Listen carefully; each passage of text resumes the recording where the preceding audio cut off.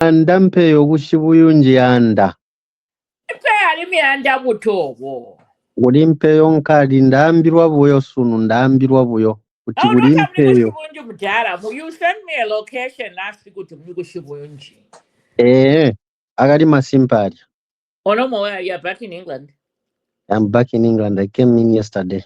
Oh, welcome back.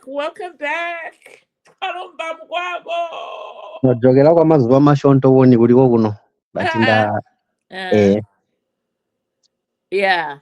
But inihi magatebula. Ndagatebula. My bags on guy. Back on a 20. Oh my God. Ndi once on Nivea 20. Oh no mwali kwanda unga mta. Mbudi uya musanko utonde yabutala bwa buyanda wanduga buya. Ali amapoganda anyonogera ali. Ndanyonogera mapoga ali please. The most important thing is that you you answered the president's call and yes. And they had at least even with those 20. Yeah. As you want to and you don't even have to buy amasembe ndageterera kuno ndali wumba chiwantu sunuso. Oh, how lovely. Sure. No, why you talk about to join yeah, but Zambian network. You know, all the people that want to join in Zambia, they have issues every single time. Yeah, but anyway, let's get started and let's get on the topics here in a moment. Let's start by first of all introducing ourselves. We're just doing some banter just to get the show going. So anyway, my name is Kalinda Shichinda, right here in the Hoosier state of Indiana. By the way, it's Indy 500. Everybody's watching the race today. And what am I doing here? Talking about my beloved country. And of course, we discuss the most happening stories out of the motherland. We give our 2 cents and hoping that the leadership will listen in and take a word or two of our viewers. So this one is a special one. I'm actually recording. I'm trying to get used to the recording portion of it, where you record and then post the discussion later. Just to keep a little control over the narrative a little bit. So anyway, Mr. Mwami. Yes, madam. Do your babuzelas mudala. Yeah, I'm here. Mr. Himwami Rodwell Maja. Currently, I'm in England for a short time. I'm basically Zambian, found in Shibuyunji district of Central Province. I'm an ardent follower of the events that happen in Zambia, politically, economically, socially, and above all, I want peace. And there should also be tolerance of divergent views. Having a divergent view is not being a rebel, no. It's just a wake-up call, especially for those in power. Because if we just take it that everyone thinks alike the same, then development is not possible. I yield. Oh, brilliant, Mr. Maja. So let's get started with today's topics. And I came last. You're the one actually who advised me about Gwenyu. And Gwenyu. So let's start from there. Maybe before we even start, because I heard there was an uproar on social media with that word, Gwenyu. Explain it to the people before we actually dive into Bali's Gwenyu. I don't need to I don't need to explain much, especially for those that have lived in the village. Yes. And even for those that, for those that smoke, there are two versions there. There are those that use cigarette lighters, and there are those that use the matches. You know, that matchstick. What do you do for it to have to produce the light that you want, for it to produce the fire?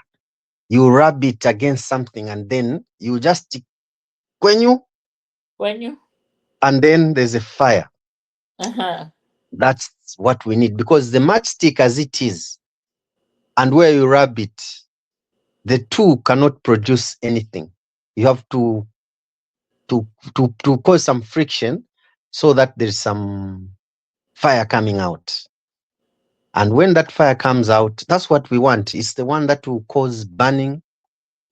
It will cook the shima. It will kickstart things. Milimi as it is, or rice as it is, shima as it is, without fire, it's nothing. For those that are using gas cookers, can you imagine? You have a gas cooker, and then you have the gas is there. What would happen if you don't have that?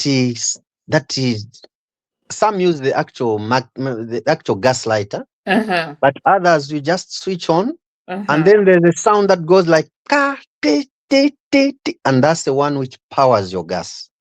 So that's the kwenyu. We can have everything, but without things getting started. No, but Bamacha, when you say kwenyu, you are meaning you are in England. I know where you are in England now, but kwenyu. You know how we do it. Anyway, let's welcome the following panelists that are forever with us. Now, Bamacha, I think we'll of you because there seems to be some bromance going. I'm gonna give you 3-4 minutes to do your bromance. Vakasia, Valentine, do your bromance. Come on in, gentlemen. Mulishani Vakasia.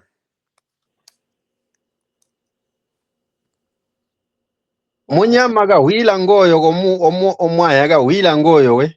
Vakasia, I mean, you've been asking for the deep thinker. Here he is, and you're not talking. What's going on, Vakasia? I know he was here earlier, and then I jumped off. But I don't know. Is he fishing already? Are you fishing, Vakasia? Vamaza amzale mulomo tata. Ndagaga gigo ndagaga. Gigo. Deep thinker. Mulishani Vakasia. Mulilo bakalamba we yubi. Long time Vakasia. Were you protected?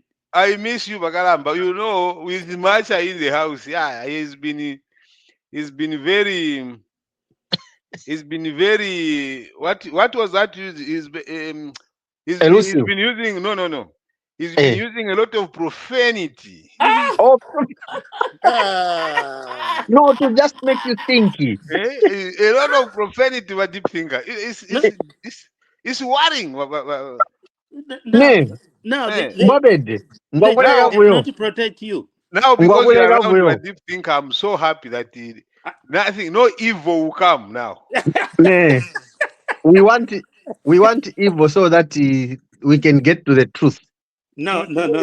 Today you hear a lot of evil today. Because he always speaks the truth. So yes. I don't know. And that's a problem which lands me in trouble with my friends. It's when I tell them the things they don't want to hear. No, you should do suma sumako kumatui.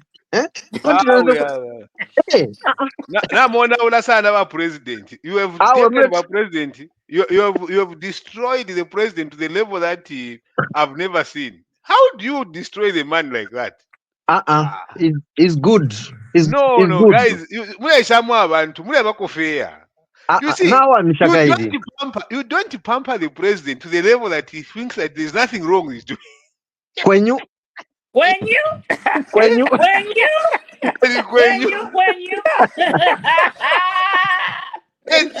the slogan. Now people come and compile everything he said, and they're saying when you give me 50 kwacha. When you? Load shedding. When you? No, when you. No, when you. When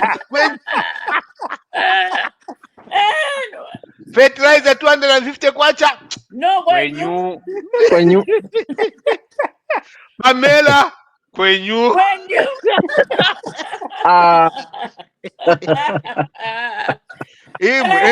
Pani. Anyway, When you. give room for my handsome, lovely husband. Also, give him room to join in the bromance. Come on in,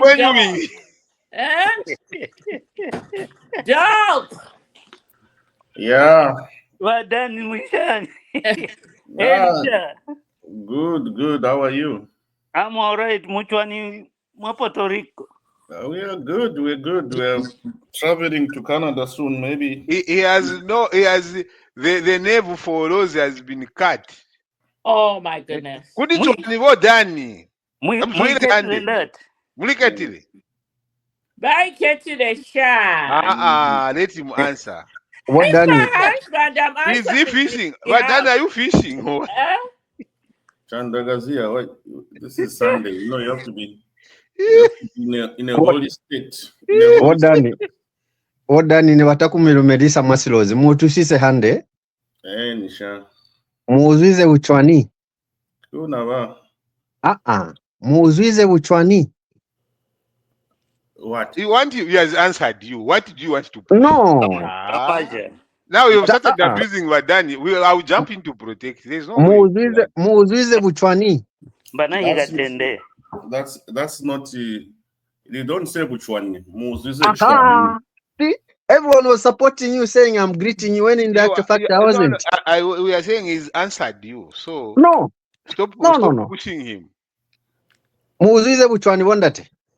Not Buchwani. You don't say you say Chwani. Oh. You don't say Buchwani. If you are not careful, they answer. But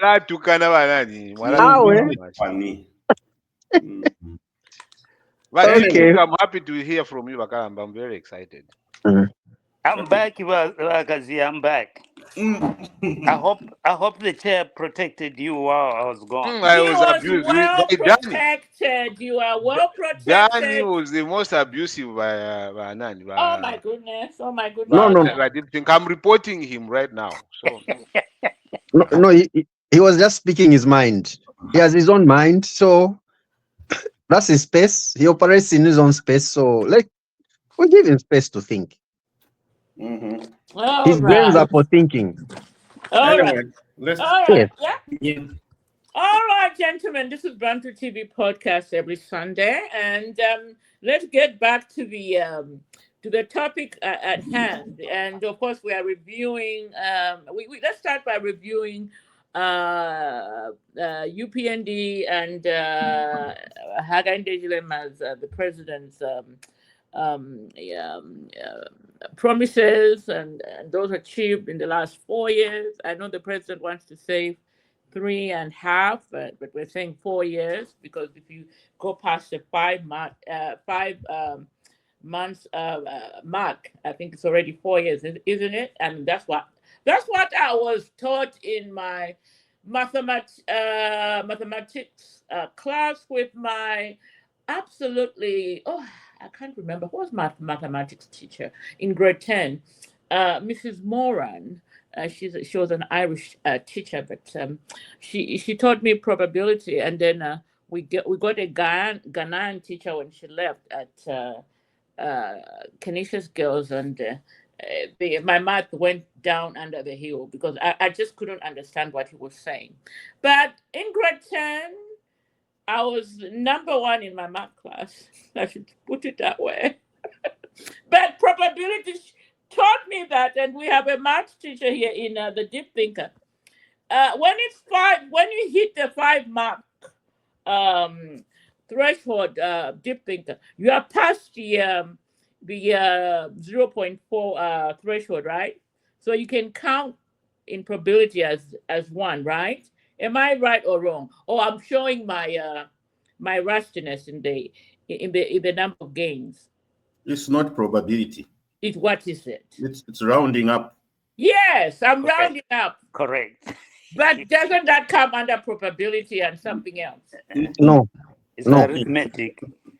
That's just What? adding up. Rounding up numbers. All right, I'm just by myself then. That's But arithmetic. I'll stick to it. I'm not a mathematician. Probability. Anyway, so 4 years in, let's take a look at the promises that were made, and I guess we should start with the very one that's visible to the eye, and that's the increment of CDL from 1.5 million kwacha to 36 million kwacha, I guess, this year. Did he meet his threshold? Did he that, or whatever the term might be? Did the president Kwenyu? Gentlemen, let's start with the dog. I mean, there's this famous speech in Trauma about Kwenyu. So I'd like us to start with the CDF, which everybody's talking about. Yeah. Has the president met the threshold there? What's your opinion there? Yes, in my view, he has, in the sense that the distribution of CDF has reached every corner of the country. That's a Kwenyu. The only thing that I've seen that needs to be fine-tuned now is the implementation of the projects at the grassroots level. There seems to be a huge problem there. A big one, actually, because they're sort of the so-called councils, the city council, the councils, the council chair, who the other one, what's the other position, this political position in the district, whatever. District conference officer. District commissioner, the city chair. So there's a lot of conflicting or fighting forces on the ground, such that the implementation of a CDF fund money is not smooth at all. There's a lot of infighting. The MP wants to be in control, the other one wants to be in control, and this city chair, city chair person, that's the biggest headache. CDF projects are not going smoothly because of this city chair, whatever they call them. They seem to be the biggest problem in everywhere you go. Is a city chair, the state chair for the city council, the chair for the what? I don't understand what's going on. So, otherwise, the idea is very good. I want it to continue in the coming years, but they need to be a huge shake-up at the bottom there. They have to streamline the powers down there, who does what, who authorizes what, because right now it's bante on the ground there. It's really sad. That's the way I look at it. Yeah. Thank you. Great. Let's welcome the new entrants, of course, with my very handsome co-host here, Chilufia. Welcome back. It looks like he's enjoying himself somewhere, drinking a cocktail. I'm outside. I'm outside. It's so nice and warm. I'm always inside, so now I'm outside. It's so nice and warm and nice breeze.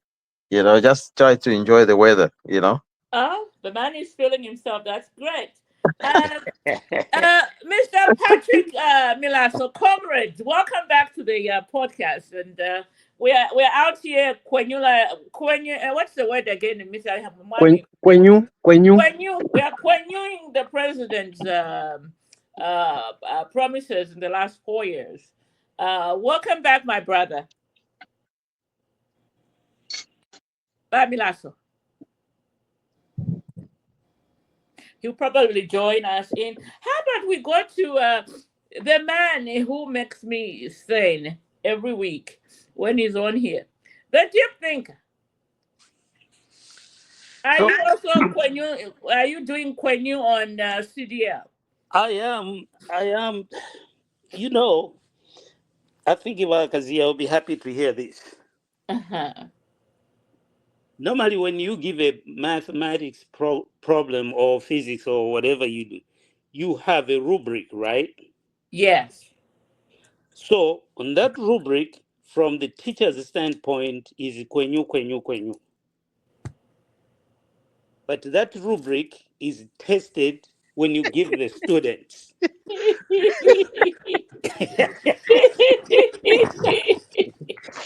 That's Oh a deep my thinker for goodness. you.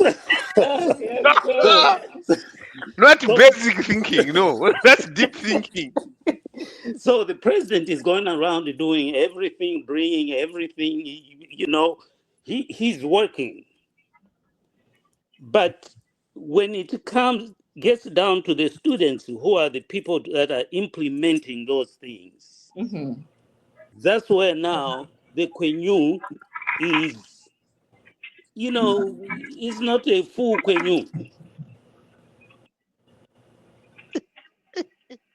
Because if you are going to I'm use that, lost now. What do you mean it's if you not are a going to full use the question? rubric of bringing that development to the country, the president has done very well. Uh-huh. But when it gets to the councillors and down below, that Quenu is tested. Uh-huh.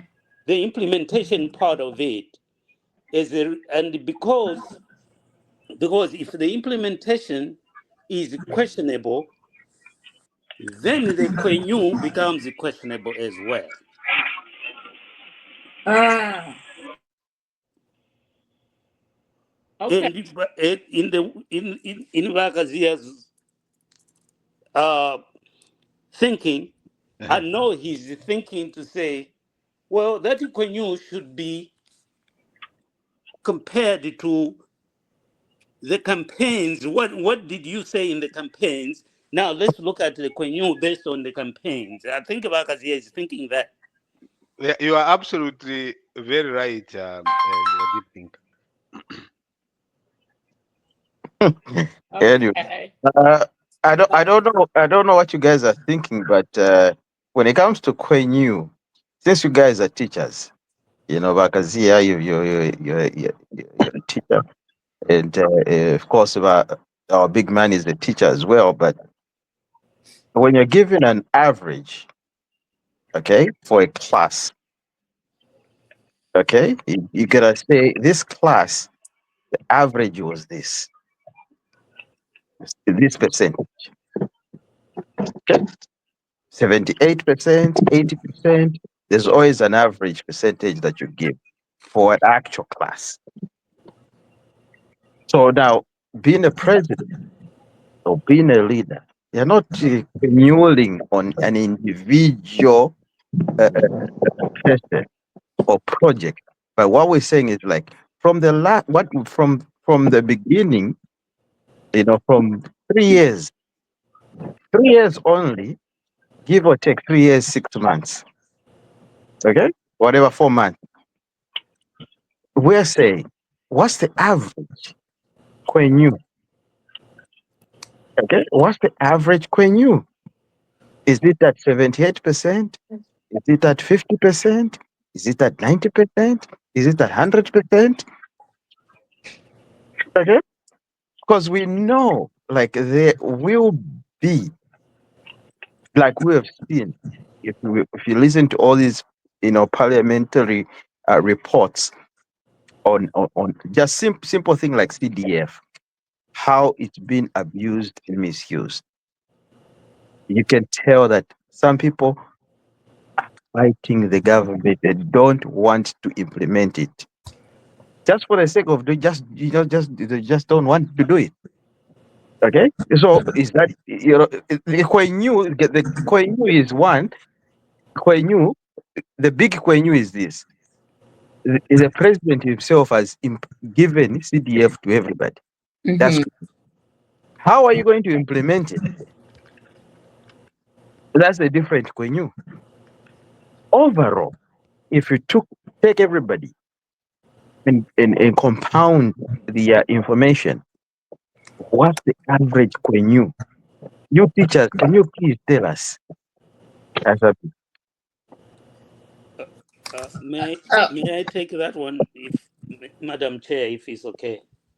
yeah, check it, Deep Thinker, and then we're gonna go to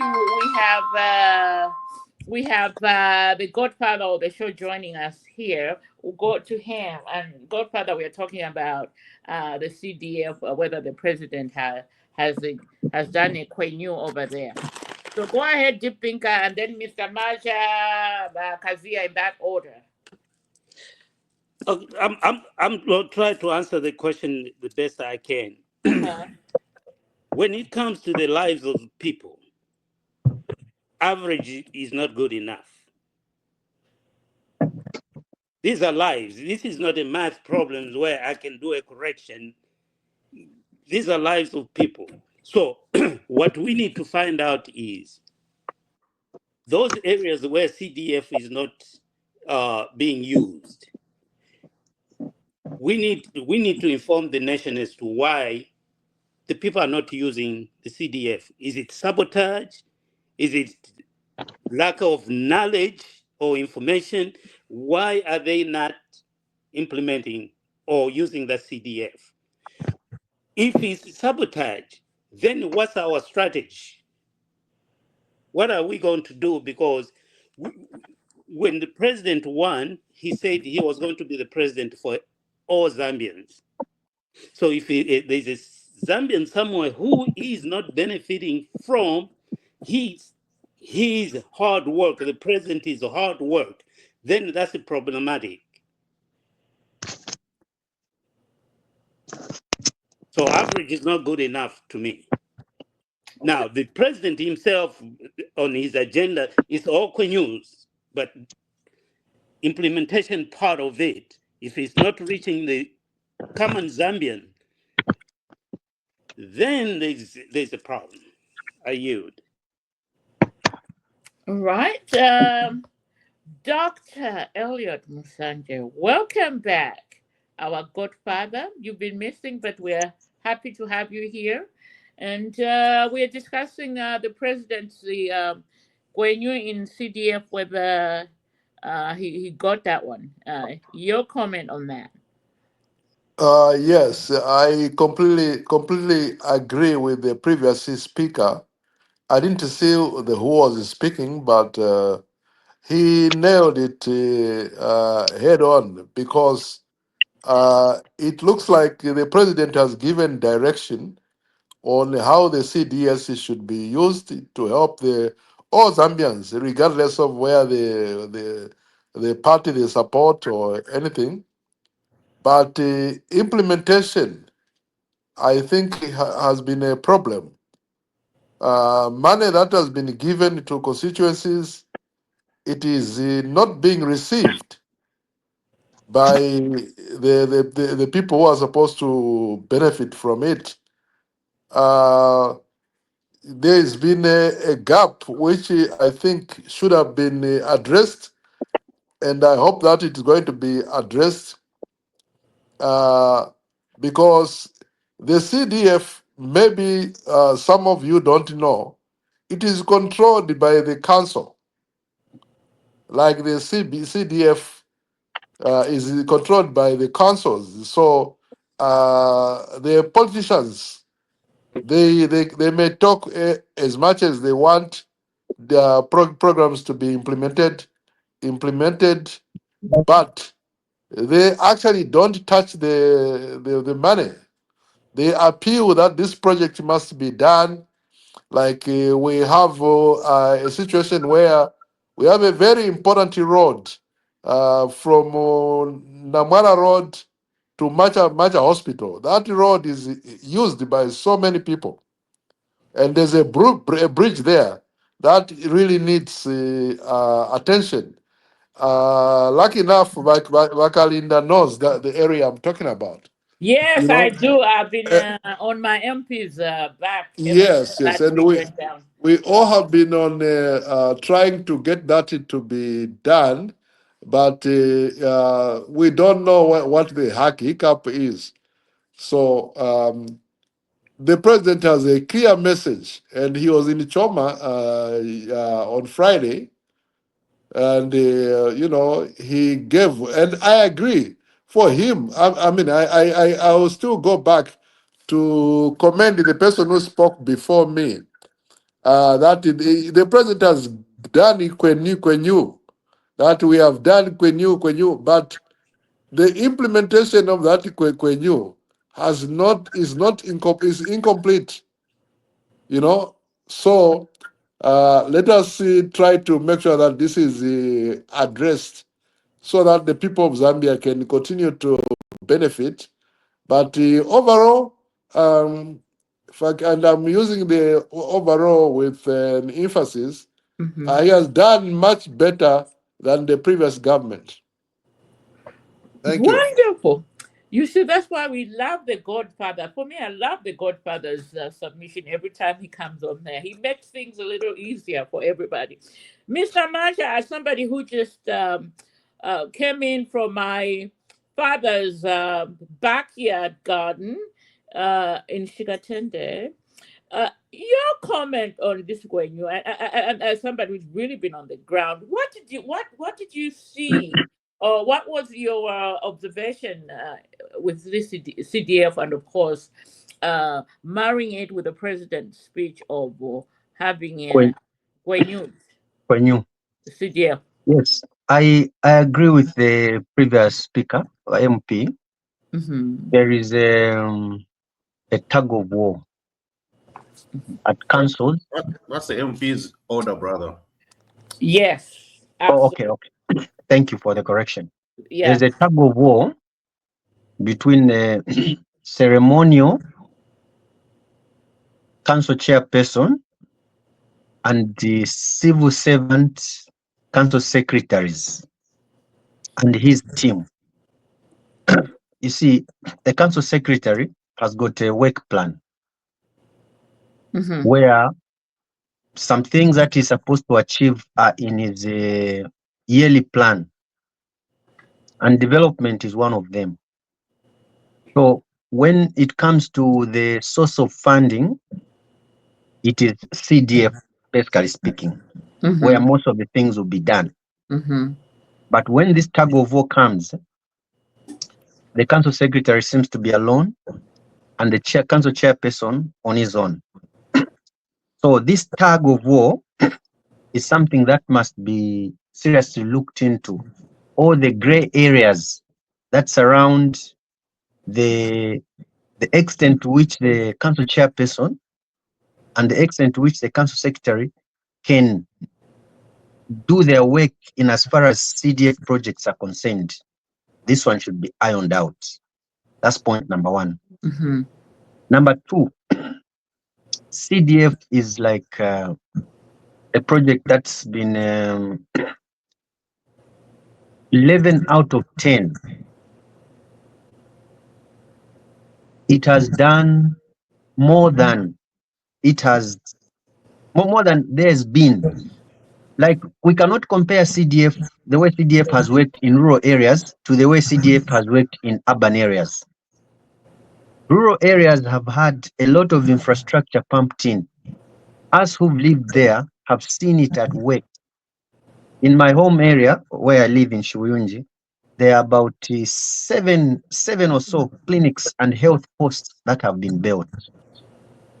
People are no longer covering those long distances. Pregnant mothers, they are no longer covering those long distances to hospitals to have maybe to deliver their babies. Previously, it even used to be like whenever there's a problem in pregnancy, that mother is transferred to Lusaka in an ambulance on a bad road. But now the clinic is home. CDF has Kwenyu on that one. It has brought services closer. Sometimes we should look at it from this angle, where pupils are supposed to access services from a clinic, like those of maybe, they call them community health workers. They come to guide the pupils on maybe hygiene, drug abuse. So each clinic has someone who is like that now. So all those schools that are near these new clinics now have access to a community health worker, a peer educator, a counselor. All that has been because of the newly built facilities where a community health worker and maybe they call them CHOs, they have a special title. They now are able to access, they go to the target pupils in schools. I've seen CDF at work. Right now, as we speak, a grader is going round Shibuyunji in all the constituencies, in all the wards, doing the roads. Yes, they are not doing them to perfection, but they are bringing them to a level that was far much better. Yes. For example, I was driving to school from my home to school. Initially, was taking me about 50 minutes or so. Mm. But now, after the grader was made to do its work on the small road, I take about 8 minutes. Mm. So CDF has worked. It's not just in my constituency, I know. There are many other areas. Again, I'm not ruling out the fact that CDF in some areas has failed. It is the only human for it to fail because it's administered by humans. Unless when God administers it, then it will be 100%. But for as long as this skin, this nyama is there, failure will always be there. You cannot have everything perfect. CDF in some areas has been very okay. There are also CDF land cruisers. Police is mobile. You have criminals being caught. In my area, they even call CDF Yabuela, CDF Yabuela. That land cruiser for Kapogola. It's doing its work. But don't ask me for the others that have not come. Mr. Chan, I don't want to hear that about those that have not come. That's a story for another week. But those that are there now, they are doing their work. And above all, CDF is a game changer. It has enabled small companies that are running, that have contractors are on site. They are making money. I know of one contractor now who has had contract with CDF, and now he has built his own college in Shibuyunji from the money that he was making CDF. Where he had contracts, he has built a college, and that college is the only one in Shibuyunji which is employing. Look, listen to this now. It's going to employ lecturers. It's also going to take on students under CDF skills. He will be the only one in Shibuyunji district offering that. So CDF has worked 10 out of 9. I've changed now from 10 out of 11. 10 out of 9. Mr. Mwami. I All yield. right. We appreciate those insights from somebody on the ground or who just came in from there yesterday. Um, our wonderful resident peers. Your view on the Quenu on CDF. I can't wait to You, hear this. you see, what the deep thinker said is what I see as the biggest challenge. If you remember when CDF was started, I think we had some conversation. I don't know if it was on this podcast or others, but Dr. Riswaniso was on the forum. I raised a few things about CDF and this implementation. I said, you see, CDF was started a very big, good project on a very weak policy and legal framework. And people have been learning lessons, but the lessons that have been learned from CDF have, in other cases, been largely very disappointing. Others have turned CDF into a looting frenzy. If you see the Parliamentary Accounts Committee, especially for the local government, and what is coming out of the way people have used CDF, it is something that requires to be relooked at. While as the president could run, yes, in terms of the policy, that this is a good for the president. I don't blame him when he says when yes, he spoke about it, he implemented it, but how is it being Implemented. taken to the grassroots where Yes. it matters most, where people now should be. It shouldn't be him now to come and say Kwenyu. It should be the people that should say Kwenyu, not the president. Because for him, yes, in terms of the document and the things that he's seeing there, he's seeing them. Oh, I said this, I said this, I said yes, tick, tick, tick, tick. But in the ticking, what I see earlier on by Dipsy, Musanje, before you came on the platform, I was saying this is where the problem comes when the president says Kwenyu, they all say Kwenyu, but they don't tell him about the implementation challenges they are facing on the ground. So that if there is a legal framework or a policy document that must be changed, it is changed. So when he says Kwenyu, he will speak to himself because of these implementation challenges that are very, very real. I had at the time said, you see, I would have loved CDF to be gradually scaled up so that as the challenges are coming, they are also fixing them from a police point of view and from the legal framework point of view. Let me pick the challenge that there is between the councillor, the council chairperson, and the member of parliament and the district commissioner. Mm-hmm. Who has the more powers there? The member of parliament doesn't have any powers in that CDF. Yes. He can try whatever he says in the bill, but he doesn't. They don't need to listen to him. They have no obligation to listen to him. And if the member of parliament pushes so much, they will take him to be abusing his power because there's a weak legal framework that puts him there and the monitoring mechanism. I would have loved that we gave a lot of power to the member of parliament to monitor so Yes. that there should be proper accountability because he is looking at all the projects and how they're being implemented so that you take him away from implementation. If you put him in the implementation plan, how is he going to monitor it? How is he going to defend other areas around there? Because he's not looking at one ward, he's looking at the entire constituency.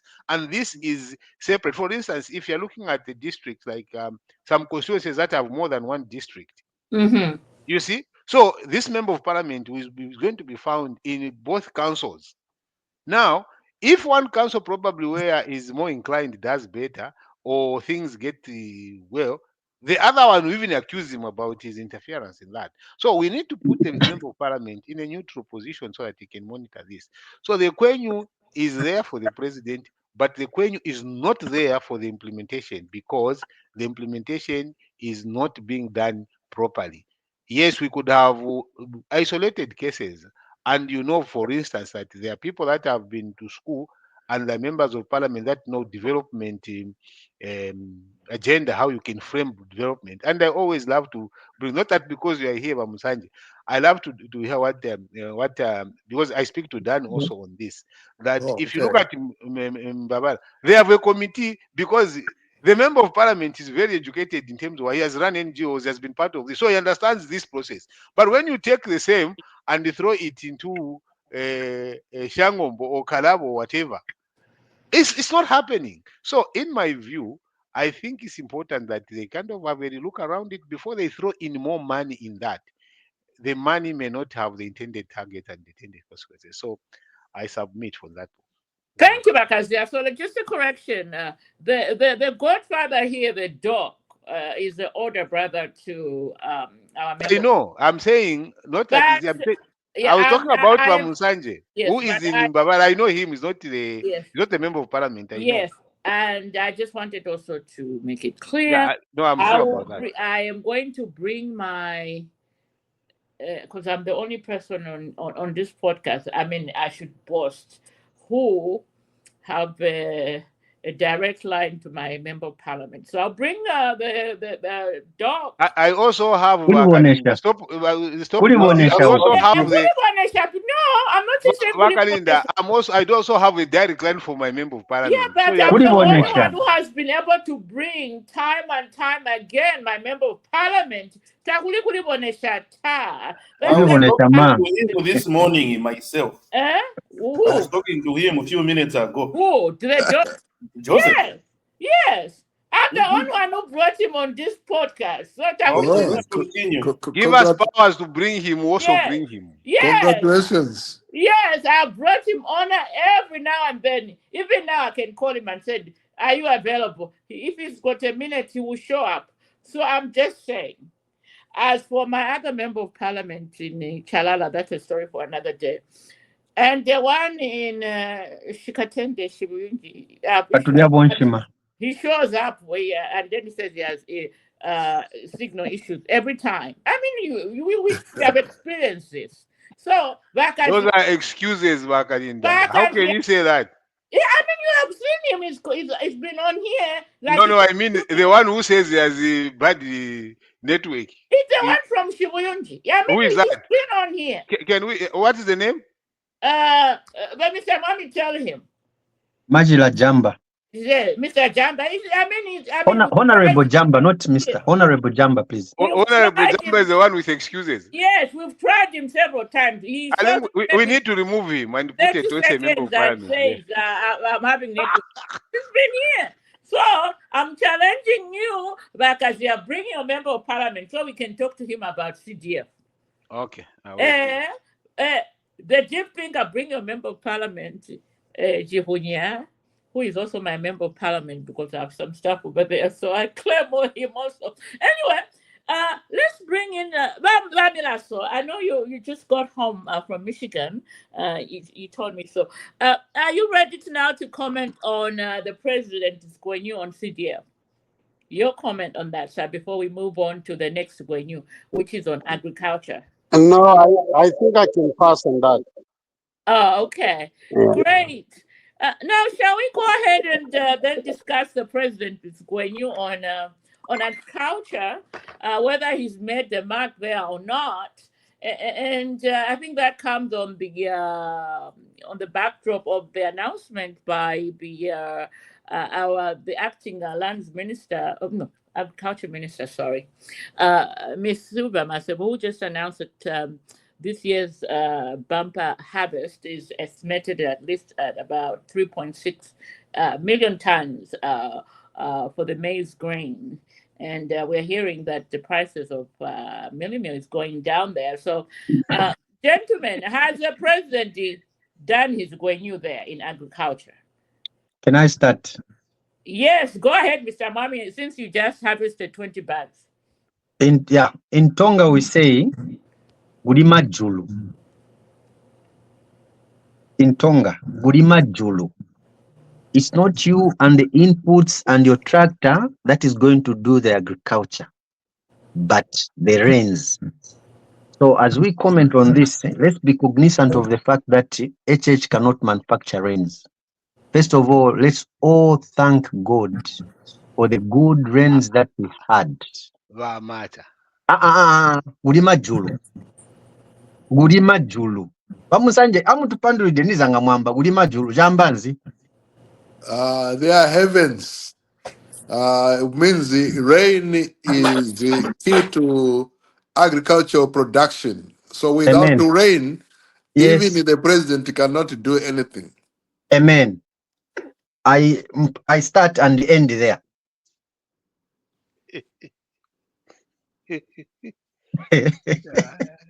Munyama useganzi. Oh my goodness. Oh my goodness, Mr. Mami kills me every time. Are you done? Or should you still? I'm done. I've commented. All right, let's bring in Bakazi. Since you are itching to comment on this, go ahead.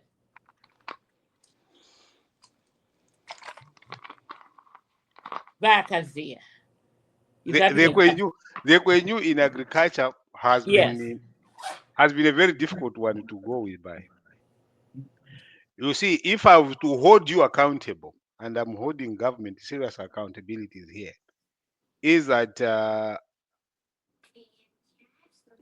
they have to, I hope they've learned the lessons from the past mistakes. Yes. And the past pronouncements that should never ever be said.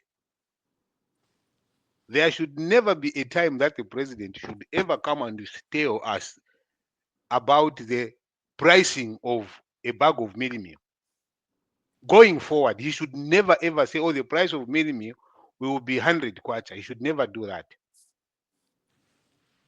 Secondly, there should never be any time that the Minister of Agriculture and anyone goes to a Zambian citizen and he tells them that they shall never ever stop selling food which is in reserve. They should never ever do that.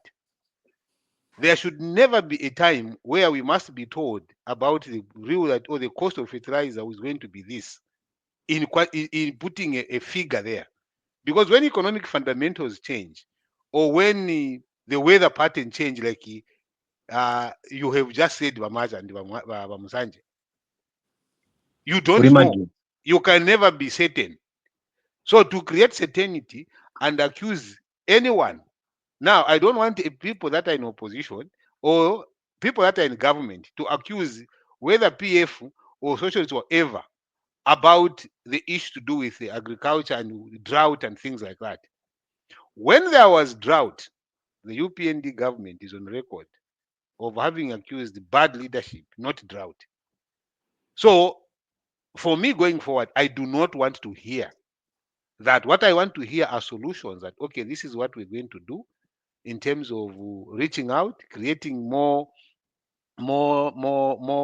irrigation systems, completing those that are already there, they're existing and being launched and opened, and not to use them to start attacking each other. Because Yes. what I see when it comes to the issues to do with agriculture, if you see now, because anytime there's reference to the past, what happens? The past jumps in to go even further than the past to say this is what the promise was. Yeah. So let's leave these matters to market forces if they will be that. And let politicians learn to take politics out of staple food and out of these agricultural products. The Minister of Agriculture, the former Minister of Information, Chushika Sand, going into the shed and is pointing to say, we shall sell this. And then when we sell, we end up importing the same maize that we have sold. So as we start to have this bumper harvest that is going to come, the the projected 3 point something million, I hope the government is going to really, before even these things are do a good policy and legal framework that is going to secure this food security. Because if you do not, there will be December coming. Briefcase people will be already around these people. And you see, in Zambia, we have one problem where we do not we do not appreciate at certain times the decisions that have been done. If people sell the maize to the briefcase buyers and the hunger comes, we will still be holding the politicians accountable for the decisions that we made to sell. Because what is being thrown at the farmers right now, at small scale farmers, medium scale farmers, and large scale farmers, is a lot of money. The Congolese, the Tanzanians, they are there right now buying off fields, which we have projected in our national reserve to say, oh, we will have 3.6 million tons. By the time the 3.6 million tons is there, we will be asking, where did the maize go? So government must actually be very keen to look at how they are going to protect what is going to come out of the food reserve agency and not to be part of the people to sell. They should not sell any food. For me, I think if the projections are, are anything to go by, or when things like that happen, I want to see a policy framework or a legal framework that protects the staple food so that we don't get into the anger. I don't expect the mini meal to come to 50 kwacha. That was just a political rhetoric that cannot be achieved, and people should not be referring to that or defend it. So what I expect from you colleagues that are actually supporting UPND is not to defend that statement, is to move on away from it. Even if I speak about it, don't try to attack me for that, because then I go back and dig in to bring it out, say this is what was said. I submit.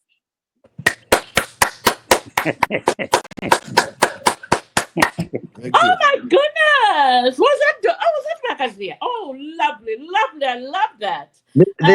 Just an addition, there's something Wakazi has left out there on What? the promises. on the promises. There's something has left out. We What? also don't. There's something we also don't expect to the price of fuel to go to as low as 5 kwacha. No. If you are going to, but Mamacha, you want to bring I that again? No, no. You want to bring that again and say no. that? I Hold mean, your fire. Hold your Why fire. do you want to bring fuel in this case? Hold your no. fire, It's, gentlemen. You want me to we're just comment talking on Your it? about fire. Hold prices. We're You just want talking me hold to about your talk? fire. prices. Mamacha, let's move on to the agriculture because Yes. you Let's know Yeah. move that on. is a We Let's can some of move. move. the those are the Yeah, we things can that move. make We that are those are doing the we are doing kwenyu. Kwenyu. Kwenyu. so you want to when you 17 kwacha fuel No, we are not. No, and no, no. 38 kwacha. No. 5 Let's not kwacha. go there. Let's not go there, Uh, gentlemen. That The was our godfather. matter. I think when we're making progress, Yeah. let's move on. Because if Let's you Yes, do we that, are. progress. I'll rip you apart on that one. Don't go there. Progress. The godfather. Have you Yes. done your kwenyu on agriculture with the projected 3.6 million metric tons of maize to be harvested this season? I have not done that, to tell the truth, but I just want this Quenu to focus on irrigation and to improve on irrigation. We have heard of this irrigation for years and years. Mm. Even when I was young in the in the 70s, we heard that irrigation was the key to for Zambia's agriculture, but very little has been done. So let us do Quenu in irrigation before the end of this first term of the UPND. I think we should be part of the solution, Mhm. not part of the problems. Yep, Yeah. Right. Yes. Oh, I agree with great. you. But I'm saying. Great, Doc. Great. We love that. Back to Lufia, enjoying the sunset. Whether the weather. Have you done your kwenyu on agriculture by Chanda Chilufia? The man is taking a nap. How about Deep Thinker? Have you done your kwenyu on the president's agriculture policy with that announcement of a bumper harvest this year? I don't know if it's a quenu or anything like a half quenu. I don't know. And the reason I'm saying this is because this year we were blessed with rains. Right. Now, what if there's a drought next year? Yes. Will this be a quenu next year? Because if it's not going to be a quenu, then this quenu is temporary. Kulimazulu. You know, so I reserve my quenu on that one, and until I see some kind of policy moving forward to say if this happens again, if what Yes. happened last year happens again, we good, then it will be a quenu. Because these things should be long term, not short term, because short term things are costing us a lot of money. Because we are always coming from behind. We being reactive instead of being proactive. So I need to see a proactive policy on agriculture for me to give a quenu. And then I have two questions to ask. One, I saw a feed somewhere that said the government is buying maize at this price. Is that the same price that they're willing to pay the farmers? Yeah, I don't know where that question is going. I don't know where that discussion is going, because the reference is that if you can buy a bag of meal at a certain price from Tanzania, but you don't pay the farmer the same amount of money, then it is, I don't know. Wakalinda, I don't just a think quick there's an question, Wakalinda. announcement on the floor price of maize from government this year, has it? I haven't seen any of that. But Kabi and Makazia, before we go Oh, to no, Dr. I just wanted to find out actually about the pricing. You've already answered it Oh, about yeah. if they've announced the full Yeah, price. the government has And that if they've not announced, it becomes a very difficult one. yeah. Because you see, people will hold on to wait for the full price vis-a-vis what the briefcase people are paying. and the speed at which the money is paid to them. Correct. So we can have all this, but if that framework is not done, or if they find that government will be paying less than the briefcase buyers, and then the briefcase buyers usually, because they already have the market, and that is one thing that is different. They always have the market and the means to move the maize quickly. So they tend to pay more and the beat government kind of markup. I don't know how government is going to work on that, and more importantly, that if they've projected 3.6 million tons of maize without the floor price, how is it going to happen? Do they really have the 3.6 without I think we should announcing the wait. floor price? I think we should wait on the floor price. That, And that's why I reserve my quenu. okay. Oh my goodness. Dr. Johnny, the one and only, my handsome Lozzie husband in Puerto Rico. Have you have you done your quenu on the government agriculture policy? To me, I haven't quenulaed the agriculture aspect. As you can, most of you have touched the point that we're just blessed with the rains. That's why we have this harvest. I would have quenulaed if we have put in place preventative measures, rains or no rains. Then I would say yes, we are safe in agriculture. But right now, it's just the grace of God that we are given good rains, and this has happened. We have been talking about dams and this, and I have not seen a single newly constructed dam. They have renovated a few in few constituencies, but the way we are talking about preserving this water, let's do this and all that, it's just all talk in terms of irrigation practices in our agriculture. So we are talking too much and we're doing very little in agriculture. This maize that we're going to have this year is just that we're blessed with good rains. That's all we can say. Otherwise, we come next year, if the rains will be below average, we will again suffer the same fate of starvation. So we need to do more than just talking, in my view. So that's why I'm not quenulating in the harvest. I think the one thing that the government has done anyway is the implementation of, the use of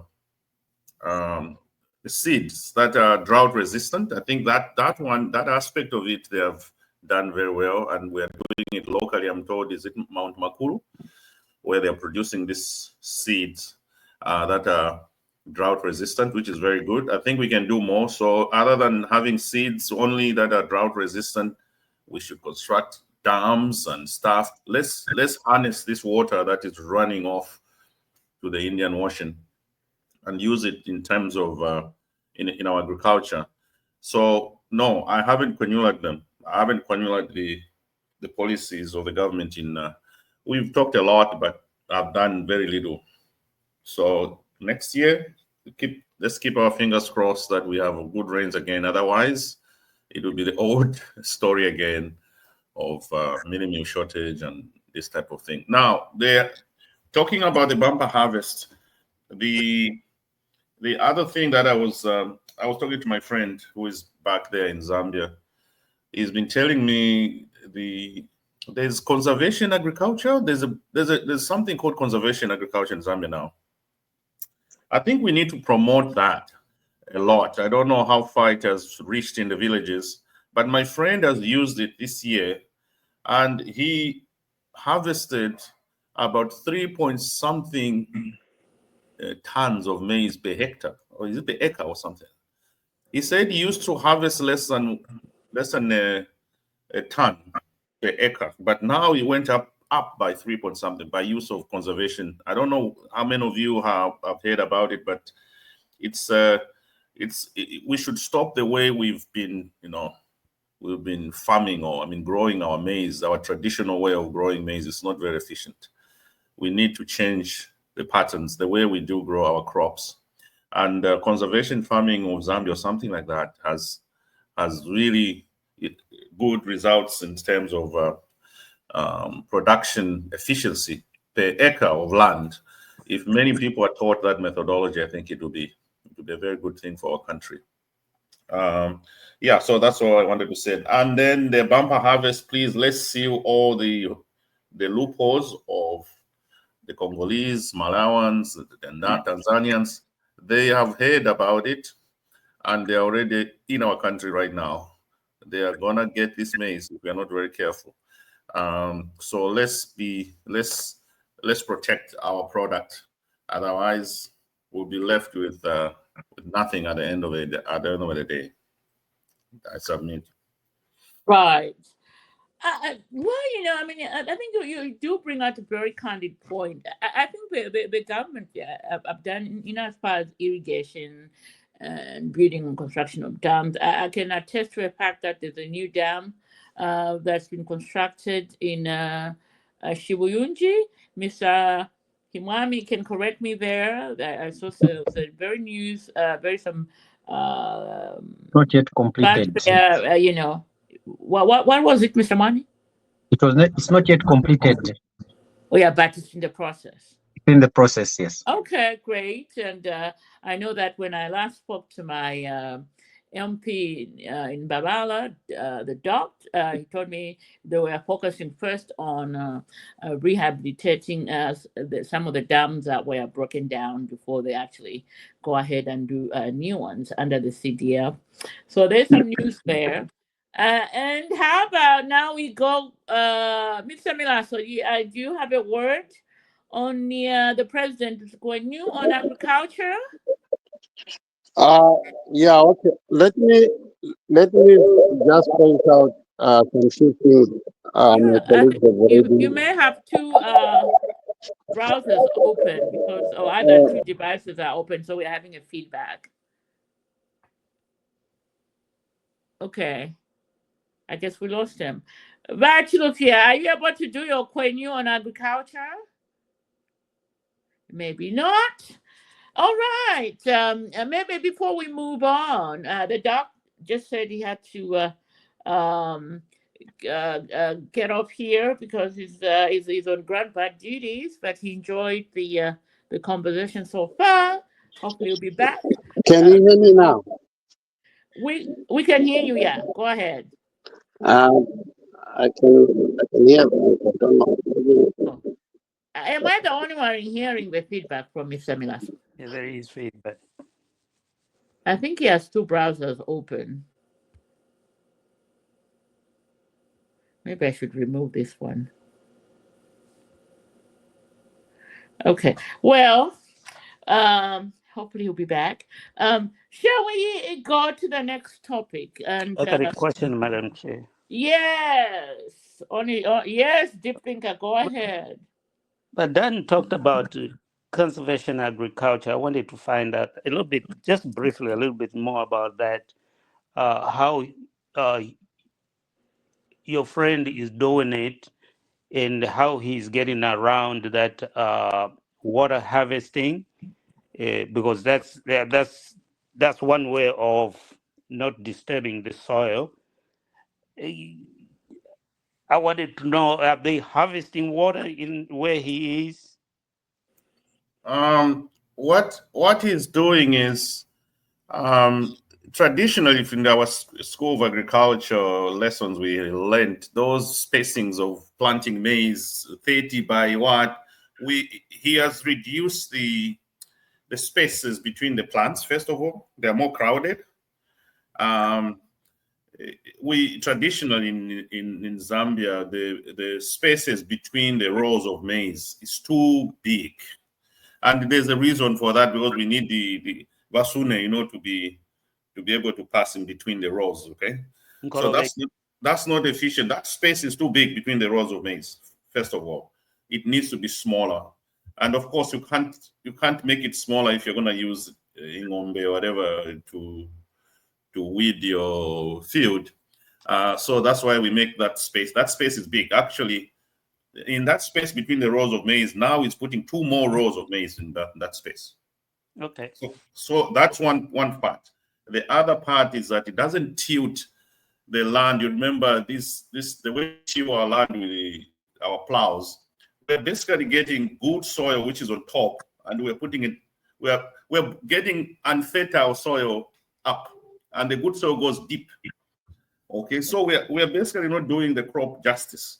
The topsoil is the one that has nutrients, and we're upsetting it. We're doing upside down, especially those people using big tractors, and that they bring actually stones. If you see some fields when they after being plowed by a tractor, you basically see pebbles on rocks on top of them. You have taken the good manure underneath where the crops will not even reach, the roots will not even reach the good soil. So that's another thing. He doesn't till the land so much. He sort of just massages the top and then plants he uses those same walk behind type of tractors, Mahindra type of thing. He doesn't use this big machinery in his field. So that's one other thing. And then he uses, of course, irrigation, and he puts some, I don't know what, mulch or something to conserve the moisture so that it doesn't dry really fast. So he puts a bit of things on top of the soil to make sure that the water is not lost really fast. Yeah, so he's actually increased his production. He was surprised how efficient that has become, and he's gotten that help from an organization called Conservation Farming Zambia, something like that. And they give free advice, I'm told. They give you, they are an NGO funded by some organizations, so they can give you free training if you want. Yeah. I can add something to that. Yeah.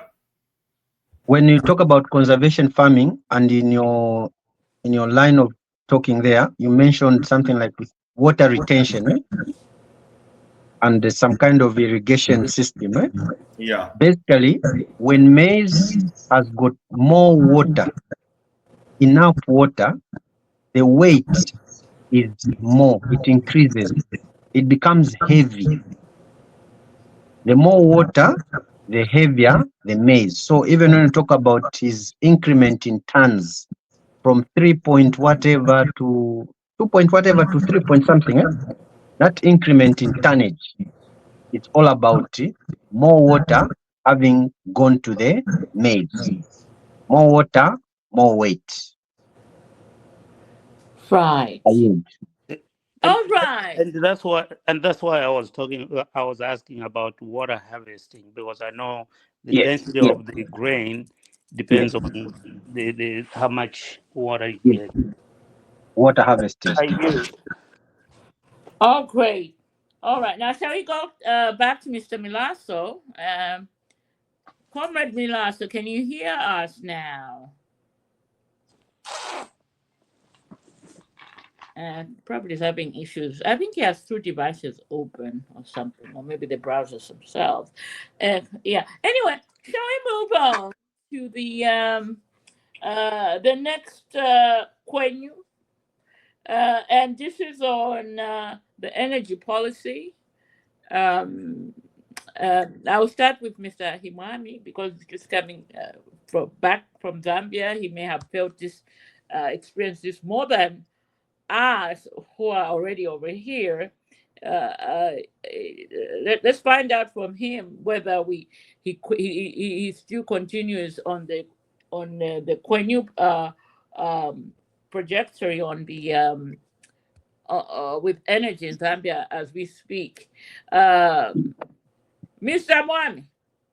I'm happy Mr. Chanda has just come in. He was waiting for me. He has just come in. So are you doing your Quenu on energy? Yes, I will. Yes, I will.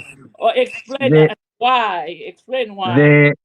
The greatest lesson that Zambians have learned from load shedding is the ability or the probability of using alternative source of energy, especially gas and solar. For this one, it's been like a lesson. Every cloud has a silver lining. To this very bad load shedding, Zambians have learned to use solar, gas, and the impact it's had on them is not comparable to the way it was when it just first started, when this load shedding just started. Somehow they even learned to live with it. Power banks, they charge their phones. using solar, and even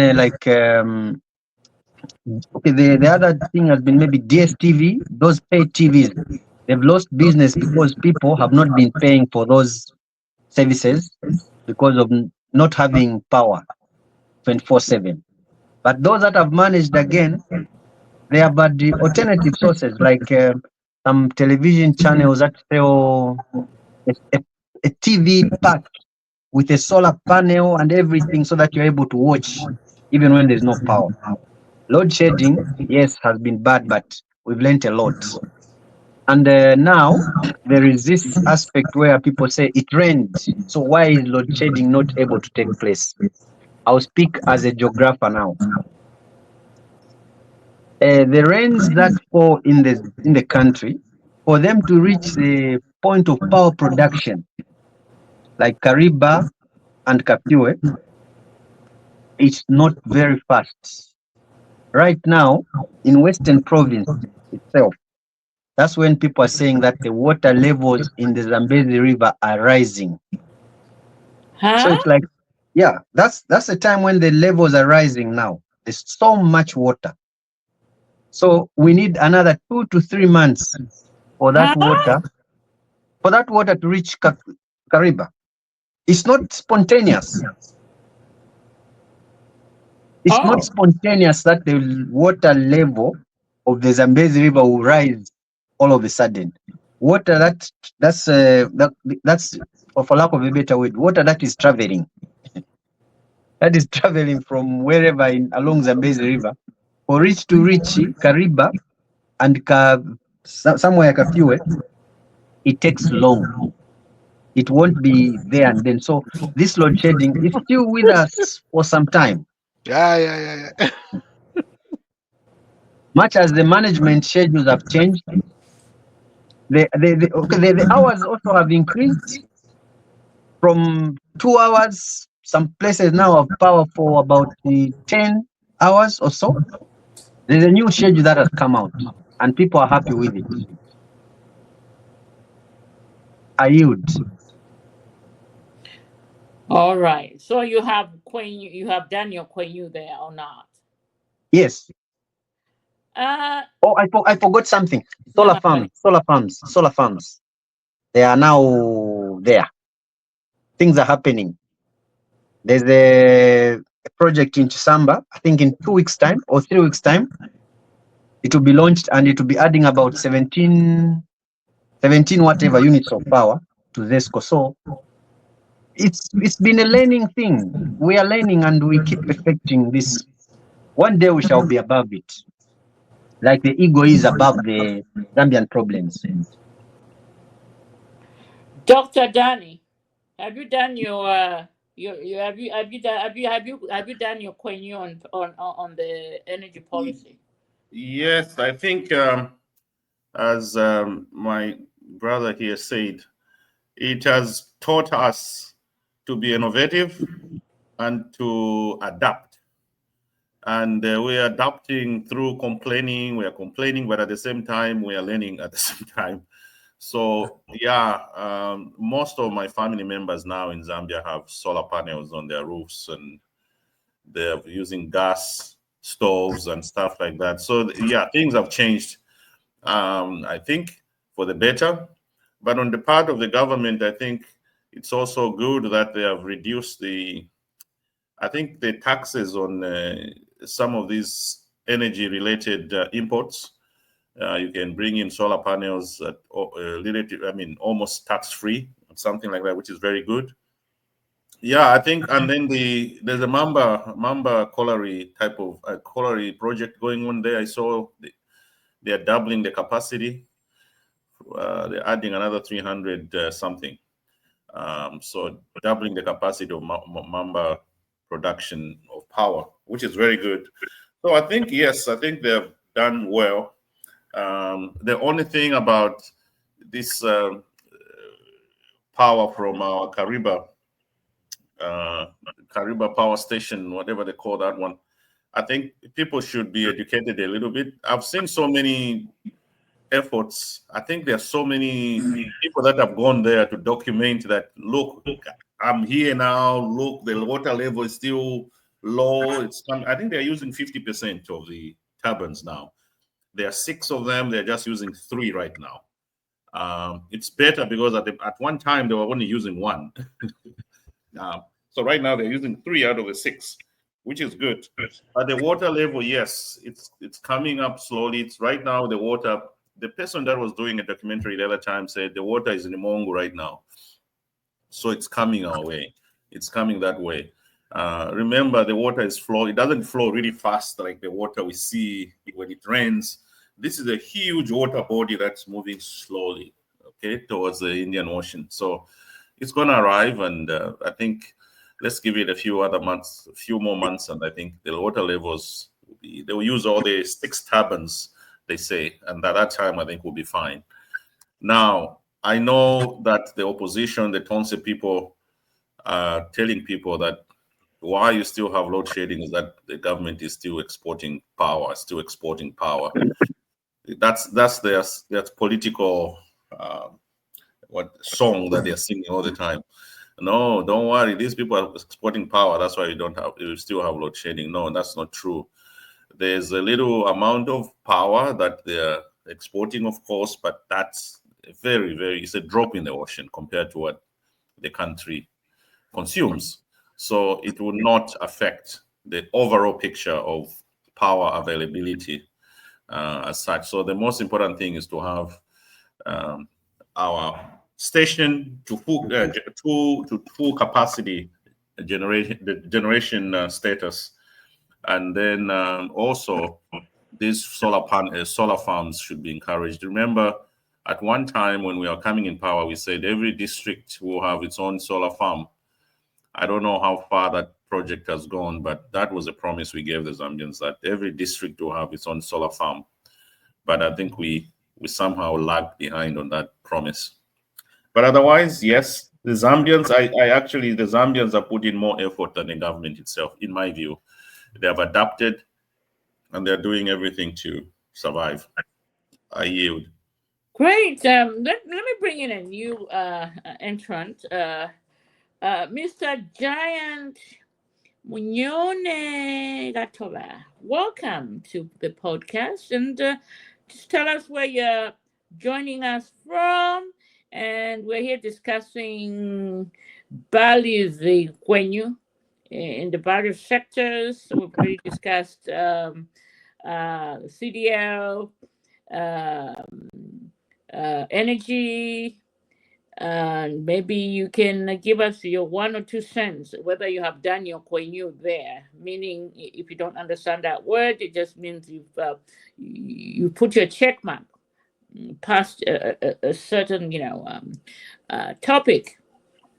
Your comment, Mr. Katoba, and welcome. Thank you, and good evening. Thank you for having me here as well. Yes, I've done my Kwenyus. There are many Kwenyu here.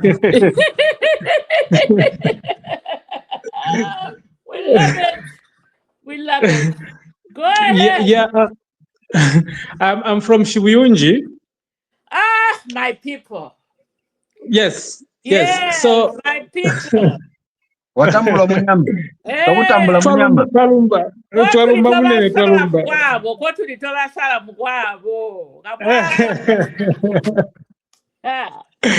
I won't say a lot. If you are aware, Shibuyunji is going to have a road. That's a big Kwenyu for us. Yes, that's a very big one. We can't continue to embarrass the first lady. It's home area. No, we can't. We can't. Come on now. 6 days. Yes. So they're gonna make it a tarmac from Nampundwe Tunnel? Yes. Oh, is it? Are there signs that they will start soon, or?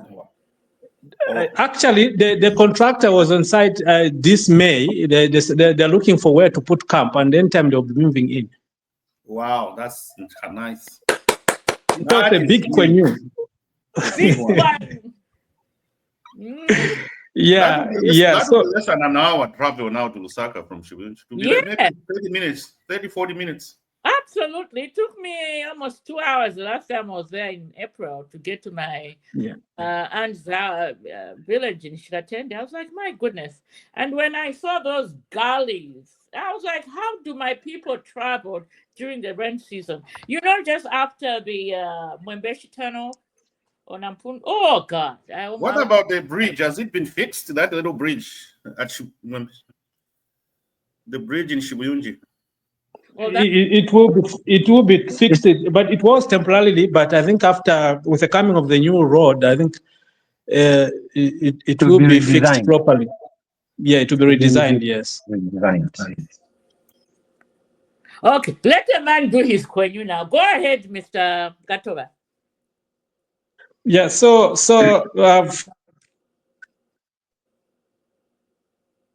Shibuyunji, that's one big one, and there are many that the president have scored that we are able to renew. But in Shibuyunji, I think without wasting time, that's one big renew that we've seen, and of course we've seen it will bring a lot of development because Lusaka being just a few hours drive, we will see a shift in residents in terms of people living in Lusaka trying to get smaller plots they are building, and then it will bring a lot of development to the area, and so it's a big one, and we've seen for the first time we have a boarding school in Shibuyunji, in Mugulaikwa there. That's another big venue that we can talk about. There's a big school there. And then also in my own area where I come from in Salawad, we've also a rural health center, something that is also a big thing for us as a people. We used to walk about 10 kilometers to Shichobo Rural Health Center, also another maybe 5+ to Nampundwe Health Center. But now we have a clinic, and it's a big venue for the people of Sarawak. And so we've seen a lot of development that has happened. Anyway, it will not be overnight, but we are moving in the correct direction as a people under the UPND. Thank you so much. Brilliant. We'd like to hear that. Let's bring in Vakazi. I know you have something. I can see you buttered your expression. What Vakazi? I haven't. At least I've been saved by Mr. Katova. What I spoke about exactly. Amen. And I'm very happy. This is a huge quenu to the PF government for declaring Shibuyunji as a district. It's not easy. Here we go. Because you see, this is now, it set a framework for which development is. So a very big quenu to the PF government for that's a story for another day, sir. Listen, for having designated as a district for the first time since the world was created. Wow. Yeah. So that's why if the UPND is talking about delimitation, it will see a lot of quenu in many areas. Because the limitation of changing the constitution, that one is a non-starter. I don't even want to have a conversation around it. Here we go. If Shibuyunji was given to us, there are other people that are boiling that needs also to have their own district. No, it's not about the districts. You see, you don't have to put constituencies there. You can delimitate by creating districts. They don't need the site to be constituencies. They can be districts. Even when Shibuyunji was made a district, there's no Shibuyunji constituency. You understand? So it is a Shibuyunji as a district. Even the UPND government can designate so many areas that they are looking for to be districts, so that the centers of development go in those districts. So for me, it's not about creating a bloated system that is going to just club taxpayers' monies, and then we say, "Oh, now we have no that one." No, let me go to energy. Yes. To energy, that energy is a disaster of a thing. This one, I am on your neck. There is nowhere on earth someone can tell me today that you're exporting power, and therefore people should not have a problem with export. No, I have a serious problem with that. We have killed the medium, small scale, the Kalingalinga welders there, they are gone. Useko market is gone. Because of the load shedding. You can't load shed your people to 12 hours because you want to please a different a neighboring country, which comes to even brag about how they are using your power to build their own towns. It is not just right. For the on the energy part of it, it is a big disaster. I must tell you, and like I've stated in the past, there are about three stations that I can speak to, which I personally saw start from scratch to finish during the last 10 years. One of it is the Mamba Corals itself, the thermal plant. I went there to inspect. It was done in the last 10 years. The Tezitezi Dam, it was done in the last 10 years. The KGL projects was done in the last 10 years. There is no way we should be having the load shedding to the extent that we have had. I do not think that is fair. Government should never ever export power at the expense of Zambians. That one is not a quenu. Because you speak as if there was no load shedding under PF. Kalinda, there was load shedding under PF, And and it I'm not was even a saying in history on record. Kalinda, and we never said that. We never blamed the leadership on the load shedding. We never went to say, oh, the load shedding is not Dubai hakuna hula, hakuna what? Hakuna rain, but you cannot blame load shedding on the on leadership. You blame the load shedding on leadership. Hakuna what? Hakuna mwahula, hakuna mwashani. Hakuna mwashani. Hakuna hula, yes. Hakuna pula. Hakuna pula. For Mwalelanda. You see, the thing is that don't create these things of what, oh, as if there was no load shedding. Yes, there was load shedding. And when PF raised an issue to say, people, there is load shedding here. The problem is a drought. You said there is no drought. Don't use that as an excuse. It's just bad leadership. Now, when people dare you to say this is something you should never ever say, you change, you flip flop immediately there. Anyway, maybe it's Kunyu. And what are you saying? Kwenyu? Yes, we have Quenu. Maybe it's Kwenyu when you have drought and you cannot satisfy people in terms of the load shedding and that the leadership is missing. For me, it is not like that. For me, Bad Kalinda, is that we must use what we have in our country first. There's nowhere on earth where people start by putting food on a neighbor's food, a neighbor's child. That's where you put where your child doesn't have. You can share what you have. You can only give what you have, not what you don't have. We did not have power. We did not have the rains. The water levels were too low to sustain the export market. But we ended up exporting and we are still doing it. And then we go back to our same people and tell them, so no, understand. No, Bakalinda. That is not a quenu. That is a disaster of a decision. Government needs to stop. If they are still exporting, stop exporting and provide for the Zambians. That is why they voted for you, is to change that. And then Wadani and Wamach are talking about the geography of the water from Zambezi. Don't start lecturing to us. We all did geography, Wamacha. You know we have geography teachers, and most people learn. We know about the water movement and how slow it can move. Yes. Nobody's saying that water is going to rain today and the next day Kariba is filled. No, stop exporting. I think the issue on the export has already been talked, and it has been talked about, Wakalinda. It has not been addressed. I just don't understand why we don't get it. I think I get it. Being somebody who comes from Lugwalo and Shikatende, where my uncle, may he so rest in peace, used to milk cows and put reserve it for Mavisi. Even my cousins at Shikatende village, they would milk the cows and they put it storage. It turns into mavisi. That mavisi, you have to eat it in a certain amount of time to enjoy it. If it goes beyond that time, it goes bad. So the people in the village, what they used to do is they'll reserve what they can eat and then give the neighbors the extra. And it's the same scenario with the electricity. Once it is produced, you have to use that electricity in a certain amount, and then the rest you ship it out. That's just how it works.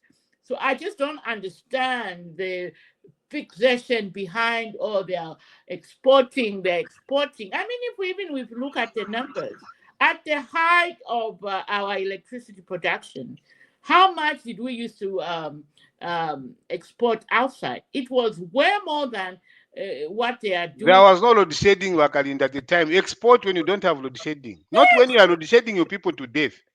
No.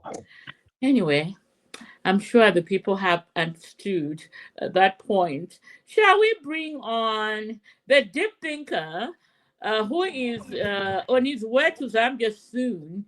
Maybe should have said that, the deep thinker? That is all right by me. Thank you. So, have you done your quenio on the energy? Okay, let me preface this first. Yes, please. My questions are based on there was a crisis, there is a crisis. What is being done now so that we don't experience this? That's how I'm looking at the question. Okay. So on the energy part of it, is there something that the government is trying to do differently? We've learned lessons. We made mistakes, and they've costed us a lot of money in some cases. But what are we doing at a local level to make sure that this doesn't happen again? Are we going to rely on water again, knowing that the problem was created because of droughts, and we have turbines that are driven by water? So if we are talking about there is water, great for this year. What about next year if there is drought? Because if there is going to be drought again next year and the water level goes down, it's not a quenue. It's a temporal fix. So what I would like to know is what has the government done as an alternative source of energy? Are we giving them a quenue on that? If we are, what have they put in place to deserve that quenue?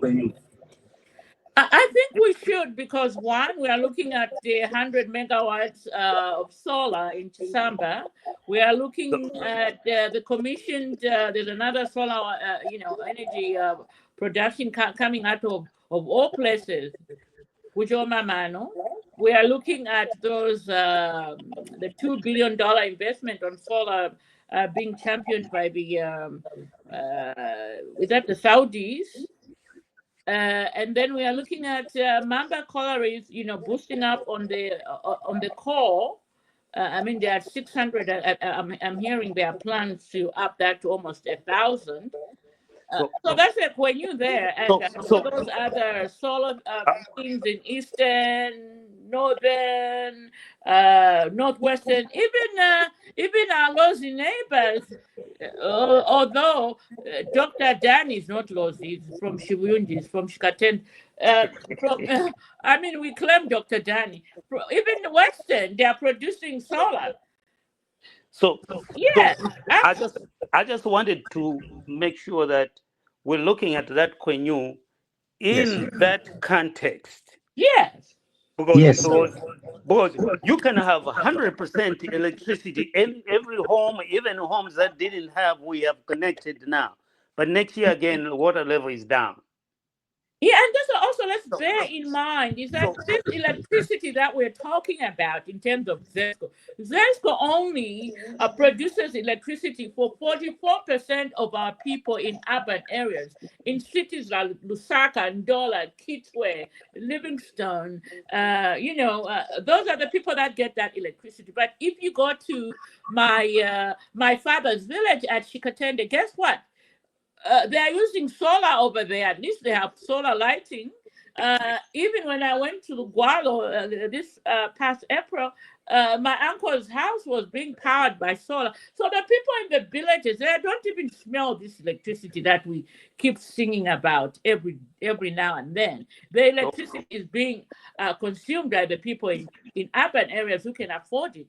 Anyway, so in that case, I'm leaning more towards a Quenu if all that is has been implemented on the ground for a common person. Yes, absolutely. So Yes. looking yes, at the water aspect, we shouldn't even look at that water as a source of energy. We should look at it as an alternative to something that we are doing that is sustainable. yes, Right. very sustainable. But deep A thinker, point, the- a point to add there. A okay. point Go to add. ahead, Mwami. Okay, Mr. Mwami will come on because we are hot your fire. Let me bring in my lousy husband. The dog has been quiet before we go to Mr. Jaya. Oh, before we go to Mr. No, Kazia. Mr. the Jaya. point is The point is connected to just this one. I don't want to lose thought about it. I want Go to ahead, connect. Mr. Mwami. Mr. Katoa, Mr. Katoa from Shuyunji. Yes, I'm here. I want you to shed light on the solar power plant just after Gulungwele gwe akamwamba go palungwele pale pesa. Yes, there's a plan that we're going to have a solar plant in Lungwele, Salawat. And this is the Kwenyu we are talking about in terms of energy. Even as we wait for the water to get where it's supposed to be, the government has put already mechanisms and plans already underway to ensure that load shedding is a thing of the past. As the previous speaker said, we cannot rely on water or hydropower when we can shift to solar. And solar in Shirunji is coming as well. And Yes. we're obviously hoping that it's sooner. So the government is doing something about energy, and the next 5 years we don't think that we're going to be talking about load shedding or perhaps hydropower. It will be all solar, and we are moving in the correct direction. Kwa maana. Ambalege no bam. Dr. Danny, my lovely husband, you've been too quiet. Your thoughts on what's been discussed so far? Yeah, I think I made my point already that the government is putting some efforts, but I think the citizens are to thank very much for adapting really fast. This has been at household level, really. The reaction to the solar deficiency has been on house level, individual level, which is very, very good. Yeah, the government is doing their part, but it's a little bit slow. As always, these big projects don't mature fast. But we should thank ourselves, actually, citizens, for being resilient and being very innovative in this situation. Thank you. Vakazia, you've got the floor. For me, I think for the energy, I think have peace of mind when I know that we've put a priority to the Zambians to provide for the Zambians, especially not even at household level, but at small scale level. People that are running saloons, barber shops, people that are doing welding, people that are doing carpentry, the ones that will drive the economy. Those are the ones that I think must deserve power more. The ones that are cooking at Matebeto there, using different form. Those are the people that for me are more interested in. The people that are running basic things to get them. The ones that are doing popcorns in the community, in the compounds. Those are the people that I think they deserve power. We cannot be giving power to other countries. For me, that has been the biggest failure by government. Is failure to provide for citizens first before they look elsewhere. Yes, exports could be there and they should be there. Only when we have satisfied our people first. When we put our people first, then we can do anything else with the power that is excess. If we have even 2 megawatts, it must go to the Zambians first. They deserve that first because it will reduce the number of hours for load shedding. When you export, you increase the numbers of hours for load shedding. So we need to work on that. Yes, these alternative sources, solar, wind, small hydro, power stations that would be on different rivers. I don't have a problem with that. We can create all those. But who are we targeting first? For me, the government has missed it out by not targeting the Zambians first. Oh, great. All right. Shall we now move on? Bachanda, is he still enjoying his air on his balcony over there, Bachilupia? I think he is. But shall we move on then to which is something very problematic for me, really. Probably I will give the government a halfway new on this one, and this is on health. I give them a halfway new on because of the purpurate in drugs. The scandal with the USA. Drugs that are being found in private pharmaceutical companies or clinics, as it were. So let me find out from you guys whether you have a full you on the drug situation in the country, as vis-a-vis the health sector. I mean, we give them a full you because there are various clinics, obviously that's been built in our rural communities. So and the number of health workers that have been employed so far and taking care of our people, but there's more that could be done. And the story from the ambassador of the U.S. really does give us a big dent as far as getting a full Quenyu on my end. But let me start off with Mr. Gatoba.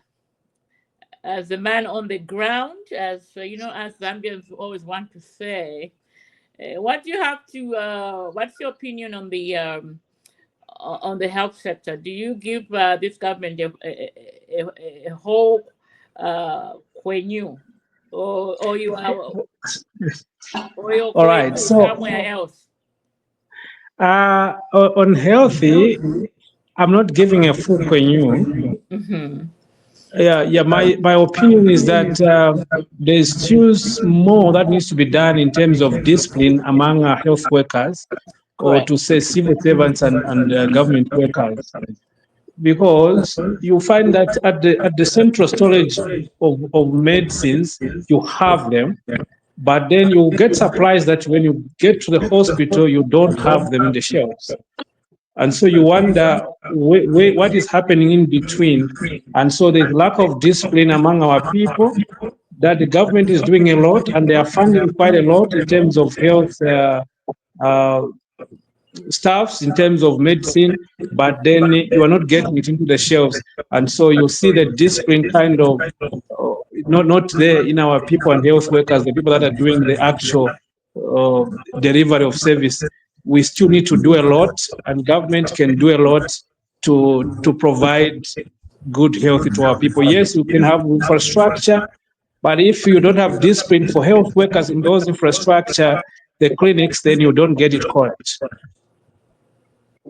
Mm-hmm. That's right. That's how I feel as well. Valentine, where is your Quenyu on health?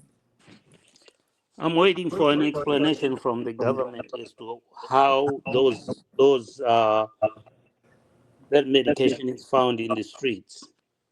I can't give a opinion on that one until I get a full government explanation as to why.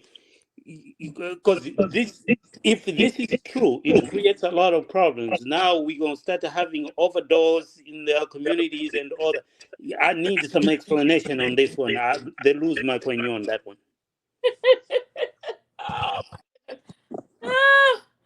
Mr. Mwani, where's your Quenyu? On health, Yes, on health. Uh, I'll be very candid on this one. Go ahead. The theft of drugs is the biggest venue remover. Just that.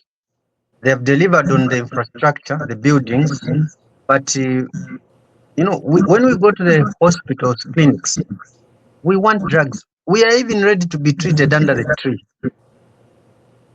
Drugs should be there. But if there's pilferage of drugs, whoever is concerned, we want to see a quenu on that, just that one. People must lose their jobs. Lives have been lost. Should it take a deputy bank governor to complain about the lack of medicines at a cancer disease hospital just because the wife has passed away? What about a common man? Who is he going to complain to? On pilferage of drugs, renew for health, I don't have it there. Let's just wrap that one with a anaka kumupira mwale labba naka kumwachanda muklasi nga mulebukisha nga tamukwete labba mwale bombenshi mwale bika matede ni mwarabba ne pepa lya tulikayo so ineponinga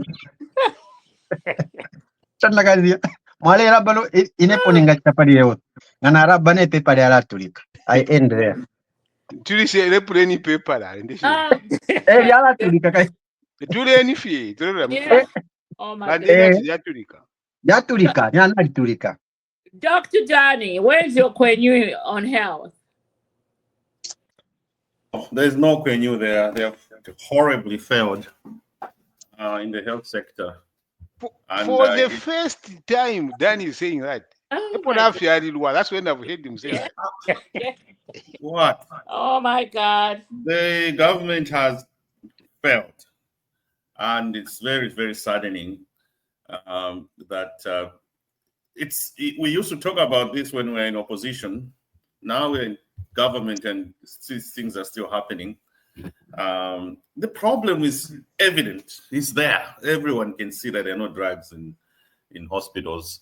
But you go to their warehouse, the minister is always going to that warehouse and showing people, oh, see, here are the drugs. They're in the warehouse. Okay. So, but show them in the clinic. Don't go to the warehouse and show us drugs in the warehouse. We want them in the shelves of the clinic, not the shelves of the warehouse. And so, because when they come out of that warehouse, they go in people's private tuntemba, So we want the minister to be parading the cameraman in front of drugs in UTH, not in a warehouse. And then this stealing of drugs and the comprehensive report has been released since December. And it's still being read under the table. That really raises a lot of concerns to me. Mm-hmm, mm-hmm. What's so special about this report that you don't want Zambians to know about? It's who is involved, Danny. Who is involved? You can't know. It was released in December. And it's still a government secret. Last year, December. And it's still a government secret. Top secret. People who have been stealing our drugs are being protected. No one wants to know their names. Why? Really? It's not right. It's not right. That's why we made that ambassador. Is that Dr. Danny speaking? Oh yes, it's Dr. Danny. He's on it today. No, it's just the truth. We hear these reports very fast. They come out and then they publish all this. Even if they don't tell us the names, they'll just say the positions, or to the office of this, where it went wrong and this. But on this one, everyone is mute. Why? Something going on here. We need to know the people involved that have been stealing our drugs. Why are we protecting their names? Why are we protecting the officers involved? It's very, very, disturbing to me. So on the health sector, they have failed. And also, we were talking about politicians being treated locally when we're in opposition. We were talking against that, the sending of politicians abroad. We come in power, we are doing the same thing. Any politician that has a flu, a cold, they flown to South Africa, India, whatever. We are doing the same thing. We are condemning. So we should stop this thing. We should really be honest with ourselves. This we are talking about. No, even me, I want the EPH to be like any other hospital around the world. That's what we said. Why can't we equip the hospital to do those surgeries locally, other than sending all these? It's very costly to the country to send politicians and military people and all these big guys in the government. They're all flown out all the time. The country is bleeding. Money is going. We are losing money through sending these any general in the army that gets flown to India or whatever. How many generals do we have? So many. Okay, so it's too much. It's too much. The health sector needs to be revamped. The government has to be serious about this problem. I yield. Right. Now we come to the main man himself.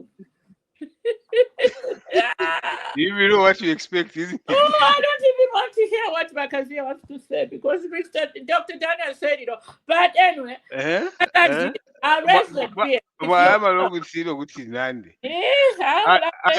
I will not say bad. You see, what Dr. Dani has said and what Deep Think has said is Vamacha, everybody, is that this has been a disaster in terms of how it has been managed. And these are the things that you colleagues that are here who speak at times independently. And for you, when you get to this level, then I know it's bad. Because ideally, you, Vadani, would jump to defend, even when I attack from a different angle. But when you hear him talk the way he has spoken, then you know really, yes, that government needs to hear from you people. I don't even know if they are here, they listen to this.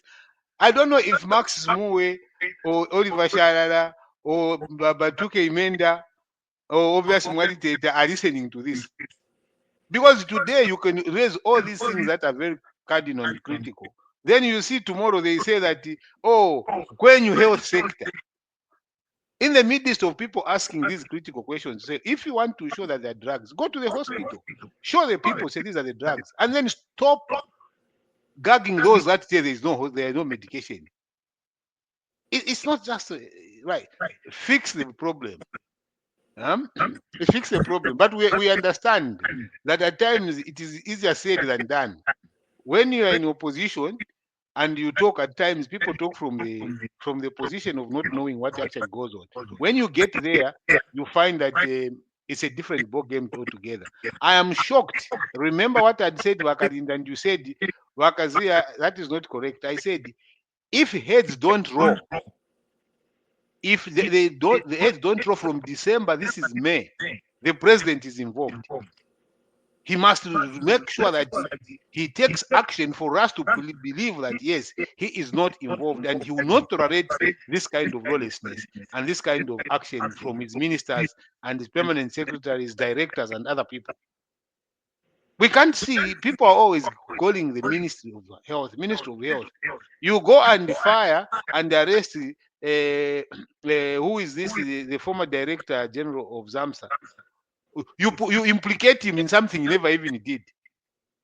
He comes on TV, says, I was not, and he sues the minister. There's quietness after that. The Minister of Health is still in the office. The one who was there, Masebo, is just been transferred. The permanent secretaries, you have fired one. What about the ones that have been there? Now, what did you do? You start running back to go and open Honeybee scandal as a cover-up.